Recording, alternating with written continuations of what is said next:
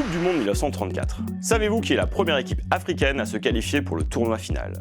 C'est l'Égypte, lors de la Coupe du Monde disputée dans l'Italie de Benito Mussolini. Pourtant, l'Égypte aurait pu être présente bien avant. Invitée pour la première édition de la Coupe du Monde 1930 en Uruguay, la sélection nationale avait décidé de ne pas s'y rendre en raison du coût et de la distance. Avec la Coupe du Monde 1934, l'heure est venue pour les pharaons de montrer leur immense potentiel. Premiers éliminatoires organisés, l'Égypte, indépendante depuis 1922 et affiliée à la FIFA dès 1923, va gagner son ticket pour l'Italie.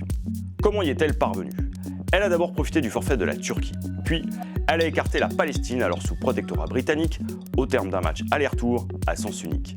L'Égypte écrase en effet, au printemps 1934, son adversaire palestinien 11 buts à 2.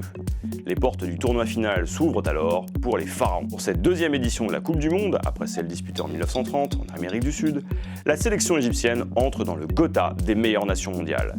Elle fait partie des 16 finalistes qualifiés. Menée par l'Écossais James Macrae, la sélection égyptienne ne va pourtant pas en profiter longtemps. Entrant directement en huitième de finale dans cette Coupe du Monde italienne, son premier match est redoutable.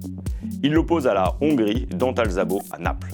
Ce 27 mai 1934, la sélection égyptienne s'accroche, mais elle s'incline 4-2 pour ce qui reste encore aujourd'hui son meilleur classement en Coupe du Monde.